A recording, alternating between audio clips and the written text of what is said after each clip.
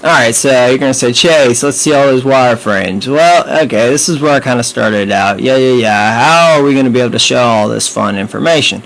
Well, sure enough, I got tired of dealing with the print world on this since I wanted this to be a web interface, so I said, see you later, Illustrator. Alright, and then I actually started building stuff. So my first comps, I was really trying to stick around with Virtual Earth. They had a really nice updated aerial map, but then again, nothing beats Google.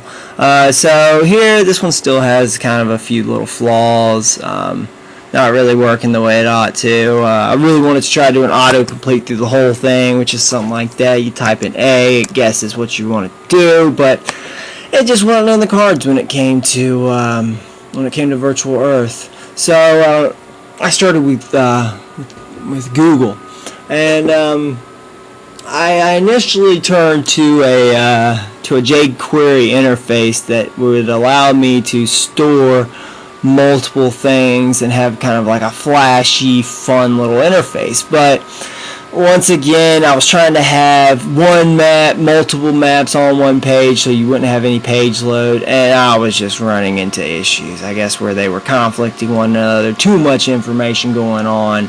So I had to abandon that and pretty much went to what is my current layout. I ended up having to separate the pages, and when I started out, I was like, hey, I need to plot some points.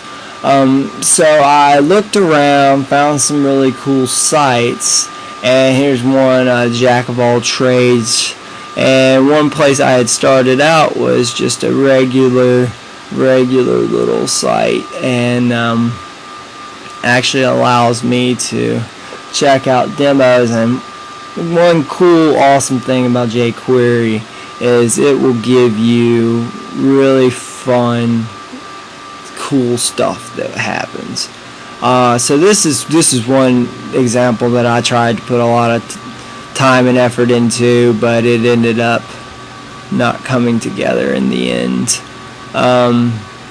But which is okay. I mean, random points. It just wasn't in the deck of cards to pull out. So then I went to found an Ajax system that allowed me to, and Ajax is free. You can Google Ajax and find out how it all works. Ajax, pretty much to sum it all up, is no page load, is what I like to put it. And how the Ajax system works is it's got Ajax is pretty much JavaScript, but it has a series of points where you actually have to plot each individual point with its attributes, and then it communicates through Google's API to plot the individual points. So fun stuff. Another thing about Ajax is it can't be run locally on your computer. It has to be run off a server. So if you're previewing my site, you're going to need an internet connection. I apologize. That's just how it works. So we've got other fun things going on. We have the let's see, we've got the categories page, which is completely different from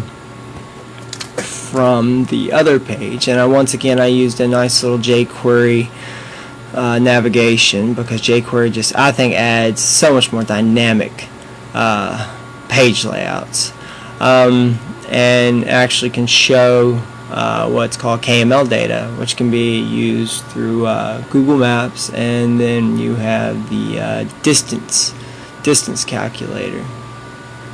And this was all kind of trial and error, and I mean, that's kind of my process. I end up going around circles as much as I can to find out the best solution to my problems.